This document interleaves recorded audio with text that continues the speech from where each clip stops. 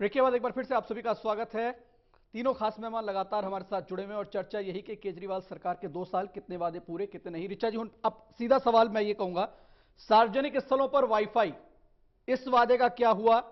पूरी दिल्ली में 10 से 15 लाख सीसीटीवी कैमरे, इस वादे का क्या हुआ? डीटीसी के बेड़े में नई बसें, इस वादे का क्या हुआ? और इससे भी बड़ा वादा जो शायद हर एक यूथ के लिए सबसे जरूरी था, 8 लाख नई नौकरियां, पुरानी नहीं नई नौकरियां। इन 4 वादों के बारे में आप बताइए, कहां तक पहुंची है दिल्ली सरकार? जी नवनीत जी, मुझे ये कहने में बहुत खुशी है कि हमारी सरकार वो सरकार है कि जो जुमलों की सरकार नहीं है। जो हमने कहा है वो हमने किया है, उस पे हमने प्रोग्रेस रिपोर्ट आपको देने में कोई हमें कोताही नहीं है। और हम ऐसे मन की बात करके देश को उलझा के नहीं रखते हैं। जो हमने कहा था, मैं आपके एक एक पॉइंट पे आ रही हूँ कि सीसीटीवी हो या वाईफाई, ये एक बहुत बड़ा इंफ्रास्ट्रक्चरल इसके लिए सपोर्ट चाहिए। इसके लिए टेंडरिंग प्रोसेस और रीड्राफ्टिंग ऑफ द जितने डॉक्यूमेंट्स होते हैं वो सारे प्रोसेस चल रहे हैं। अभी 2 साल हुए हैं, रोल आउट हो जाएगा ये प्लान। इससे हम पीछे नहीं हट रहे हैं कि ये प्लान्स नहीं होंगे। जहां तक कि एम्प्लॉयमेंट वाले वादे की बात है, हमने 2 बड़े रोजगार मेले किए थे और हर रोजगार मेले में 10 से 12 हजार युवकों को दिल्ली के नौकरियां मिली थी। परंतु इतना ही नहीं है, ये ऐसा नहीं है कि ये 100% बहुत मतलब हमें इससे सेटिस्फैक्शन है। हम इसकी तरफ काम कर रहे हैं, वर्क इन प्रोग्रेस है। तो वाईफाई, सीसीटीवी और आपका रोजगार, ये अगले साल में रोल आउट होने की हमें पूरी हमारा रोड मैप तैयार है। मैं यहाँ नहीं कह रही हूँ कि ये हमारा जुमला है। एक ऐसी सरकारें हैं हमारे देश में जो कह देती हैं अरे ये तो जुमला था, अरे वो तो पैसे आने थे, पर वो तो बस राजनीतिक मुहावरा था। ऐसी बात नहीं है। जो हमने कहा है वो किया है। हम 70 से 70 सब पूरे करके देंगे। ऋचा जी, हम जुमले नहीं करते, हम काम करते हैं। हमने युवाओं को रोजगार देने के लिए प्रधानमंत्री मुद्रा योजना के तहत कितना लोन दिया है। नहीं, आप जो कह रहे हो समझना चाहिए। हम जो कह रहे हैं आप भी समझो। आपने दिल्ली को क्या कहा, क्या किया, हमने करके दिखाया है। प्रधानमंत्री मुद्रा योजना के तहत हमने 50,000 से 10 लाख तक का लोन दिया है। लोग स्वरोजगार खड़ा करें। हमने स्टार्टअप इंडिया के तहत 2 करोड़ का लोन युवाओं को दिया है। आपको आंकड़े दे सकते हैं। अभी आप कह रहे थे कि दिल्ली की 1,000 अनऑथराइज्ड कॉलोनी में आपने पाइपलाइन बिछाई। आप झूठ बोलने से पीछे नहीं जा सकते। दिल्ली देश के अंदर एक सरकार है जो काम कर रही है, जुमले नहीं है। वो सरकार काम कर रही है। 3 साल के अंदर 100 योजनाएं केंद्र सरकार लेकर आई है और आपने 2 साल के अंदर दिल्ली को विनाश की ओर बढ़ाया है। दिल्ली के अंदर सड़क में गड्ढा है, गड्ढे में सड़क है, वाईफाई का कोई पता नहीं है, सीसीटीवी कैमरे के नाम पर कोई काम नहीं है। 15 लाख सीसीटीवी कैमरे लगाने के लिए आपने अभी तक ये नहीं बताया 832 सीसीटीवी कैमरे आपने लगाए। आप रोजगार की बात करते हो, सिर्फ आप 5,000 लोगों को रोजगार देकर के आप दिल्ली सरकार का बचाव कर लोगे? ऐसा कैसे हो जाएगा? 67 सीटें दी है दिल्ली की सरकार ने आपको, थंपिंग मेजॉरिटी दी है। आपका मुख्यमंत्री टूरिस्ट मुख्यमंत्री बनकर गोवा पंजाब घूम रहा है। आप दिल्ली की आपकी जवाबदेही कोई है नहीं। आपके विधायक दिल्ली छोड़कर गए, दिल्ली से बाहर घूम रहे हैं। आपका मंत्री हवाला के अंदर पकड़ा जाता है, आपका मंत्री फर्जी डिग्री में पकड़ा जाता है, आपका मंत्री भ्रष्टाचार में पकड़ा जाता है जिसको आप सस्पेंड कर दो, आपका मंत्री राशन कार्ड बनवाता है, महिलाओं के साथ दुराचार करता है। आप महिला सशक्तिकरण की बात करते हो, महिला सुरक्षा की बात करते हो। एक काम कर दो, आपका विधायक, आपकी सरकार कहीं भी खरी नहीं है। आपकी सरकार ने दिल्ली की दिल्ली के साथ जो धोखा दिया है, दिल्ली की जनता आपको माफ करने वाली नहीं है। आपने दिल्ली के साथ सिर्फ धोखा और धोखा किया है। भ्रष्टाचार आपने किया, दुराचार आपने किया, सब कुछ ठीक है जयप्रकाश जी, और बातों को भी यहाँ पर जरूर करते हैं। ठीक है ऋचा जी, प्रेरणा जी, मैं अब सवाल आपसे, महिला सशक्तिकरण की बात की गई थी, महिलाओं की सुरक्षा को लेकर तमाम वादे किए गए थे। नवनीत जी एक मिनट, सिर्फ मुझे ये बता दें, जो भाई इतना लंबा चौड़ा भी भाषण दिए हैं कि जो 100 दिन नोटबंदी के हुए उसके बाद ऑडिट हुई, कितना काला धन आया? अरे 150 लोग मर गए देश के, और आप लोगों ने अभी तक नहीं बताया। आप इतने बड़े बड़े चुनाव यूपी, पंजाब और गोवा हर जगह लड़ रहे हो। अंदर 2 महीने में 11 बच्चे भूख से मर गए, इसका जवाब कौन देगा? ले ली। अरे ऋचा जी, दिल्ली सरकार आपकी चलाते हो, आशा किरण में 2 महीने के अंदर 11 बच्चे भूख से मर गए, बीमारी से नहीं मरे, भूख से मरे। वो जिम्मेदारी आपकी है। आप आशा किरण मतलब कहीं आशा है, जो बच्चे जिनका घर नहीं है, जिनके माँ बाप नहीं है, उनको वहाँ राहत मिले, उनको वहाँ भोजन मिले। आप कितना पैसा वहाँ खर्च कर रहे हो? आपने आज तक जवाब नहीं दिया। चलिए, ये आरोप प्रत्यारोप का दौर चलता रहेगा। बिल्कुल जयप्रकाश जी, आप उनके पोस्टमार्टम रिपोर्ट तक, उनको पोस्टमार्टम तक नहीं कराने। ठीक है, 11 बच्चों को आपने मार दिया। रेन बसेरों में कितने लोग सर्दियों के अंदर जिनकी डेथ हुई है, उनकी जवाबदेही कौन देगा? देश में इतना बड़ा बदलाव लाने के लिए, बड़े फैसले लेने के लिए हिम्मत। चलिए ऋचा जी और जयप्रकाश जी, ऋचा जी और जयप्रकाश जी, हम काम करके दिखाते हैं। ठीक है ऋचा जी और जयप्रकाश जी, ऋचा जी सेकंड का जवाब दो आप। 11 बच्चे के कैसे मरे हो? 11 बच्चे कौन जवाब देगा उनका? कोई है आपके पास जवाब? 11 बच्चे क्यों मरे? उनको भूखे क्यों रहे? क्यों नहीं पैसा दिया उनको? क्यों नहीं उनकी चिंता करी? क्यों नहीं उनके खाने की चिंता करी? जयप्रकाश, क्यों नहीं उनके दूध की चिंता करी? ठीक है जयप्रकाश जी, आप मुद्दे को कहीं और ना लेकर जाएं। ऋचा जी मैं आऊंगा आपके पास, लेकिन उससे पहले प्रेरणा जी, महिलाओं को लेकर कई वादे थे, उस पर आपको क्या लग रहा है 2 साल में कहां खड़ी है आम आदमी पार्टी की दिल्ली सरकार? मुझे याद है केजरीवाल जी का जो स्लोगन था वो था शीला दीक्षित जी के जो राज्य में वो रेप हो रहे हैं और केजरीवाल जी को लाए। मुझे को एग्जैक्टली याद नहीं है, बट ये इनका मुख्य चुनावी मुद्दा था और ये हमेशा शीला दीक्षित जी को इसके लिए जिम्मेदार ठहराते रहे।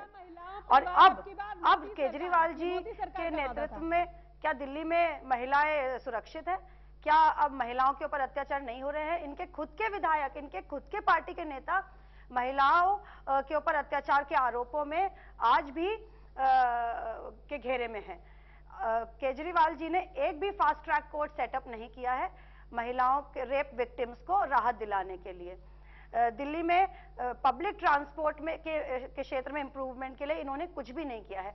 मेट्रो का चौथा फेज जो कि अक्टूबर 2016 में खत्म हो जाना चाहिए था, वो आज भी सिर्फ 29 किलोमीटर उसमें से कंप्लीट हुआ है आउट ऑफ 142 किलोमीटर।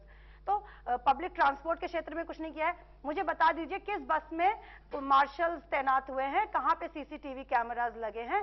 क्या लगातार महिलाओं के प्रति दुर्घटनाओं की जो संख्या है वो नहीं बढ़ रही है दिल्ली में? तो महिलाएं आज अपने आप को और भी ज्यादा असुरक्षित महसूस कर रही हैं। और आपने सबसे दुखद बात यह है कि महिलाओं को आपने सिर्फ एक चुनावी मुद्दा बनाकर रख दिया, उनके लिए आपने किया कुछ नहीं। आपका ध्यान सिर्फ अपने कार्यकर्ताओं को फायदा पहुंचाने की तरफ है, दिल्ली की जनता की तरफ आपका बिल्कुल भी ध्यान नहीं है।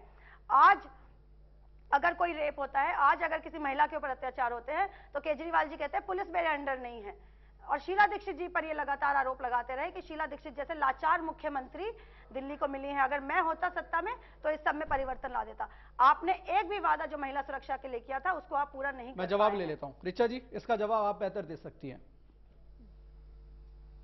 जी देखिए, बसों में मार्शल की जो बात है, मैं फिर प्रेरणा जी से कहूंगी अपनी एसी गाड़ी छोड़ के कभी डीटीसी बस में भी ट्रैवल कीजिए। 3000 से ज्यादा बसों में मार्शल नियुक्त कर दिए गए हैं।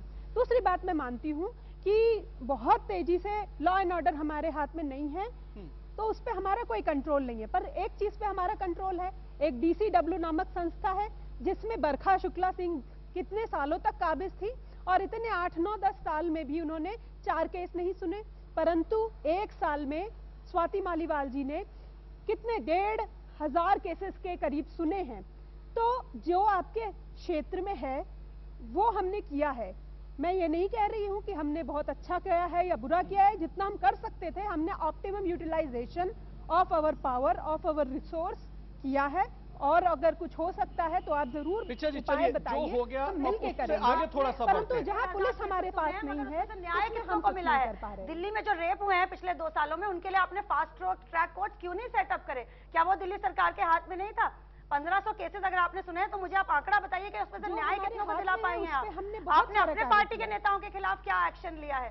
केजरीवाल जी आपकी पार्टी के एक कार्यकर्ता को आपकी पार्टी के नेता तंग करते रहे और केजरीवाल जी ने कहा कि कॉम्प्रोमाइज कर लो। आप लोग कैसी बातें कर रहे हैं? आपने अपने पार्टी के नेताओं को क्यों नहीं निकाला जो महिलाओं के खिलाफ आरोपों में गलत बयानी दे रही हैं?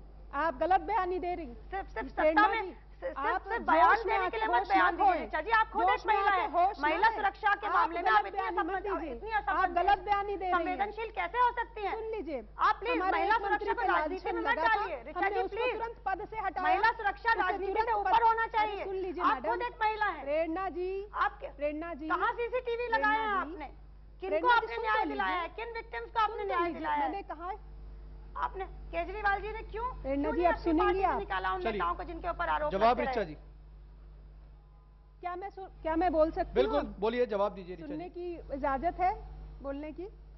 जी देखिए, आप जिस मंत्री के बारे में हमारे बोल रही हैं, हमारी पार्टी पहली पार्टी है जो कि सबसे नई पार्टी है देश की, और तुरंत जो केस हमारे सामने आया, तथ्य आते ही हमने उस मंत्री को हटा दिया। कौन सी ऐसी पार्टी है, लोग सत्ता पाने के लिए निहाल चंद जैसे व्यक्ति को भी अपने कैबिनेट से नहीं निकालते हैं, परंतु हमने निकाला। तो आप ऐसा नहीं कह सकती कि हमने एक्शन नहीं लिया और हमने काम नहीं किया। मैं तो आपसे फिर कह रही हूँ, अगर आपके पास कोई और सुझाव है तो आप बताइए, हम लोग मिलकर काम करेंगे उस दिशा में। परंतु ये कहना गलत होगा कि आम आदमी पार्टी की दिल्ली सरकार ने महिलाओं शरद चौहान के साथ क्या किया, आपने दिनेश मोहनिया के लिए क्या किया, ये सारे के सारे आपकी सरकार के विधायक जो महिलाओं को सरेआम पीट रहे हैं, उनको धमका रहे हैं, उनको ऑफिस से धक्का मार रहे हैं, आप कैसी बात कर रहे हो? आप सरकार का जो रक्षक की भक्षक हो गए, रक्षक की भक्षक हो गए, कमाल कर दिया आपने। आपका मंत्री संदीप कुमार वो कैसे महिलाओं के साथ दुराचार कर रहा है, आज तक आप उसकी मेंबरशिप आपको खत्म कर देनी चाहिए थी, लेकिन आप करने की हिम्मत नहीं रखते। आपको उसकी मेंबरशिप क्यों नहीं आपने खत्म करी? आपने उसकी मेंबरशिप खत्म करी, झूठे केस लगाए जाए। आप ये झूठा केस है संदीप कुमार का, झूठा केस है, लगाए जाए। आप कह रहे हो झूठा केस है, तो उसको हटा दिया। अभी ऋचा जी कह रही है संदीप कुमार के ऊपर जो आरोप लगा है वो झूठा है। आप झूठा कह रहे हो बताइए, आपके साहेब जो आप झूठा संदीप कुमार को झूठा कह रहे हो। सोनी के साथ क्या हुआ? लगा दी गुजरात। शरद चौहान ने सोनी के साथ उसकी डेथ हुई, वो सोनी के उसने आत्महत्या कर ली, उसको आपने कहा कंप्रोमाइज कर लो। और प्रूफ आप कहाँ अपने विधायकों के आप कहाँ लेके जा रहे हो? मैं ना काम से अलग हटके, वादे जो थे उनसे अलग हटके, ऋचा जी इस 2 साल में काम के अलावा आप दावे काम के कर रही हैं और आप कह रही हैं कि काम अभी और भी चल रहा है। कंट्रोवर्सीज बहुत रही हैं आम आदमी पार्टी की सरकार के साथ, चाहे वो मंत्रियों पर लगे तमाम आरोपों को लेकर हो, चाहे वो विधायकों के जेल जाने को लेकर, और एक सबसे बड़ी बात कि दिल्ली के मुख्यमंत्री जो लगातार के आरोप लगाते हैं विपक्षी के, लगता नहीं कि दिल्ली के मुख्यमंत्री हैं, कभी गोवा होते हैं, कभी गुजरात होते हैं और ज्यादातर समय तो पंजाब में रहे। ये आपने 2 क्वेश्चन एक ही सांस में पूछ लिए हैं, मैं कोशिश करती हूँ कि जस्टिस कर सकूं मैं। सबसे पहले कि चुनाव के लिए केवल दिल्ली के मंत्री बाहर नहीं जाते हैं या मुख्यमंत्री नहीं जाते हैं, हमारे प्रधानमंत्री भी पिछले 1 महीने से यूपी में कैंप डाल के बैठे हुए हैं, उसके पहले पंजाब में थे। क्या भारत देश के गवर्नमेंट ने केंद्र सरकार ने क्या काम करना बंद कर दिया? तो मेरे ख्याल से ये सवाल चिपकता नहीं है, आप कितना भी इसको चिपकाना चाहें। ठीक है। दूसरी बात, आपने जो दूसरा प्रश्न किया था कि हमने और क्या क्या काम किए, हम क्या क्या काम आपको गिना रहे हैं। जो काम हमने किया, आज हमने एक रिपोर्ट कार्ड निकाला है, एक पूरी बुकलेट निकाली है। मुझे आप ये बताइए कौन सी सरकार है, इतनी सारी राज्य सरकारें हैं या केंद्र सरकार है, 2 साल में अपने कामों का पॉइंट वाइज ब्यौरा निकाला है। अगर हमने किया नहीं होता तो हम क्वांटिफाई नहीं कर पाते। जहां तक आपने ये कहा कि इतने सारे हमारे, मैंने कामों का जिक्र नहीं किया, मैं वही कहना चाह रहा हूं कि काम से अलग हटके और भी कई मसलों में सुर्खियां आम आदमी पार्टी सरकार ने बटोरी। ओके, हाई कोर्ट का लास्ट डिसीजन अगर आप देखेंगे आरोपों के मामले में, उन्होंने दिल्ली पुलिस को फटकार लगाई है और ये पूछा है कि ये बताइए कि इतने सारे आरोप आपने लगा दिए, ये किस बेसिस पे लगाए हैं। आरोप लगा के धर पकड़ने की जो राजनीति है, जो कि केंद्र सरकार अपनी जो अपनी यहाँ पर दिल्ली में हार बर्दाश्त नहीं कर पाए, मोदी जी की जो पुलिस है उसने हमारे येन केन प्रकार कुछ न कुछ लगा के लोग हमारे एमएलए को जेल में भेजा। परंतु जब हाईकोर्ट ने दिल्ली पुलिस से पूछा तो वो लाजवाब ही रह गए, उनके पास कोई जवाब नहीं था। और ये मीडिया ने भी बखूबी उछाला था कि कहां है दिल्ली पुलिस के वो जवाब। आप दिनेश मोहनिया का नाम ले रहे हैं, आपके पास क्या तथ्य है कि दिनेश मोहनिया ने ऐसा कुछ किया? अगर आपके पास तथ्य है तो आप हमें बताइए। आप दिल्ली पुलिस के पास जब कोई तथ्य नहीं है, वो मोदी पुलिस है, एक वादे का जिक्र मैं जरूर करना चाहूंगा। वो हमारे चरित्र हरण की ठीक है, मैं आपकी बात मान गया। एक वादे का जिक्र जरूर चाहूंगा। क्या आम आदमी पार्टी को यह नहीं पता था कि दिल्ली को कभी पूर्ण राज्य का दर्जा नहीं मिल सकता, और अगर पता था तो फिर यह वादा क्यों किया गया? तो मैं आपसे काउंटर क्वेश्चन करना चाहूंगी, क्या बीजेपी को यह नहीं पता था? और अगर पता था तो उन्होंने अपने मैनिफेस्टो में यह क्यों लिखा कि दिल्ली को पूर्ण राज्य का दर्जा दिलाएंगे? उनकी नियत में खोट था। हम तो आज भी दिल्ली को पूर्ण राज्य का दर्जा दिलाना चाहते हैं। बीजेपी ने क्यों अपने मैनिफेस्टो में लिखा? और आज से नहीं लिख रहे हैं, वो मदन लाल खुराना के टाइम से और अडवाणी जी के टाइम से ये लोग, कांग्रेस और बीजेपी के लोग कह रहे हैं कि दिल्ली को पूर्ण राज्य का दर्जा दिलाएंगे। अगर हमने लिखा तो हम तो करना चाहते हैं। आप प्रश्नों में उलझा कर जिस तरह लीजिए। अगर आप दिल्ली को पूर्ण राज्य का दर्जा दिलाना चाहते हैं तो आपने इस दिशा में पिछले 2 साल में क्या किया, ये प्लीज दिल्ली की जनता को और हमें बता दीजिए।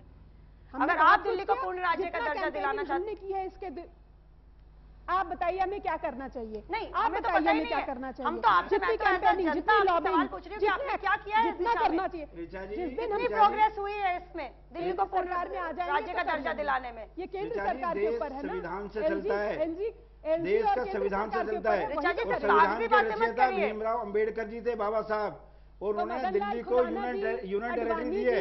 आप प्रयास कर सकते हो, लेकिन सरकार को असंवैधानिक रूप से नहीं चला सकते। आप अपने संविधान के दायरे में रह करके सरकार को चला सकते हो। आपको अच्छी तरह पता था कि दिल्ली यूनियन टेरिटरी है, और यूनियन टेरिटरी के तहत आपको दिल्ली को संविधान के अनुसार चलाना पड़ेगा। आप असंवैधानिक रूप से नहीं चला सकते। डीसीडब्ल्यू में आपने असंवैधानिक नियुक्तियां कर ली, आप ये गलत काम कर रहे हो। आपकी पूरी सरकार संविधान को तोड़ के चला रहे, चाहे वो 49 दिन की सरकार थी, चाहे 2 दिन की सरकार थी। आप रोज संविधान का उल्लंघन करते हो। डीसीडब्ल्यू के ऊपर जो आपने जिस तरह की धरपकड़ लगाई हुई है, वो जीबी रोड में जो आपके बड़े बड़े नेता है जिनका नाम बाहर आ जाए तो इस वक्त की सरकार गिर जाए। बात को सिद्ध करने के लिए आपको दिल्ली को पूर्ण राज्य का दर्जा दिलाना है, तो उसका तरीका है, तरीके से आप उसको बात जाओ, आप कोर्ट में जाओ, आप बात करो दिल्ली को दर्जा चाहिए। लेकिन हम संविधान तोड़ करके असंवैधानिक तरीके से दिल्ली की सरकार चला लोगे, ये नहीं चला सकते। देश संविधान से चलता है, असंवैधानिक रूप से ना चला सकते, ना चलाने देंगे। ऋचा जी, दिल्ली को आपने पिछले 2 सालों में अखाड़ा बना दिया है। आपका और एलजी का झगड़ा किसी से छुपा नहीं है। काम से ज्यादा एलजी से झगड़े से के लिए आप लोग सुर्खियों में बने रहे। ऐसा क्या हो गया, ऐसा क्या हो गया कि एलजी और आपकी सिर्फ झगड़े होते रहे और दिल्ली का विकास आप लोगों ने बिल्कुल रोक दिया। चले, मैं इस शो को वाइंड अप कराऊंगा, लेकिन ऋचा पांडे जी अब एक आखिरी कमेंट सभी मेहमानों का मैं ले लूं। ऋचा जी, 2 साल के कामकाज को आप कहां तक आंकती हैं? वादे पूरे होने को लेकर कितने मार्क्स देती हैं, और जो वादे अधूरे हैं उनको लेकर कितने मार्क्स? बहुत क्विक रिएक्शन में चाहूंगा, क्योंकि समय बहुत ज्यादा नहीं है। मैं कहूंगी कि देश की, दिल्ली की जनता ने बहुत दिल से इस सरकार को बनाया है, और 2 साल बेमिसाल रहे हैं। हमने संघर्ष किया है केंद्र सरकार के साथ, परंतु वो तंग करते रहे और हम काम करते रहे। जयप्रकाश जी, रिएक्शन, अपने 70 पॉइंट एजेंडे को पूरा करके दिखाएंगे। दिल्ली बेहाल, दिल्ली बदहाल, महिला सुरक्षा पर 0, शिक्षा के ऊपर 0, वाईफाई पर 0, स्वास्थ्य के नाम पर 0, दिल्ली की विकास के नाम पर, सड़क के नाम पर 0। दिल्ली सरकार ने 2 साल में अनऑथराइज कॉलोनी में कोई काम नहीं किया, दिल्ली देहात में कोई काम नहीं किया, रीसेटलमेंट कॉलोनी में कुछ काम नहीं किया। 0/0 दिल्ली सरकार सिर्फ और सिर्फ झगड़ा करते रही और आगे भी लड़ती रहेगी, और ये दिल्ली का कुछ भी भला नहीं कर सकते। प्रेरणा जी, आखिरी रिएक्शन। अगर अलाउड है नवनीत जी, तो मैं इनको नेगेटिव में मार्क्स देना चाहूंगी, क्योंकि दिल्ली आज 10 साल पीछे चली जा चुकी है। विकास की बात तो छोड़िए, जो दिल्ली में इंफ्रास्ट्रक्चर था, जो शीला जी ने 15 साल में दिल्ली को बनाया था, वो भी आप मेंटेन नहीं कर पाए। जब आम आदमी पार्टी के विधायक अपना रिपोर्ट कार्ड तैयार कर सकते हैं, तो आप भी माइनस में मार्किंग कर सकते हैं, कोई दिक्कत नहीं है। हम लोग, जो कांग्रेस की सरकार ने सड़कें बनाई थी, आप उसके गड्ढे भी नहीं भर पाए, इस बात को मान लीजिए ऋचा जी, और अभी आपके पास समय है, सुधार लीजिए अपने। चलिए, बहुत बहुत धन्यवाद जयप्रकाश जेपी जी, प्रेरणा जी और ऋचा पांडे जी, सभी खास मेहमानों का हमारे साथ इस चर्चा में जुड़ने के लिए। सवाल यही, 2 साल क्या हाल दिल्ली का, कितनी बेहाल दिल्ली, जो बातें यहां पर हुई, लेकिन एक सवाल यह भी कि कितना काम दिल्ली में हुआ और कितने वादे अभी हैं जो अधूरे हैं। इन तमाम बातों को यहां पर तलाशने की कोशिश इस चर्चा में की गई। इजाजत दीजिए, नमस्कार।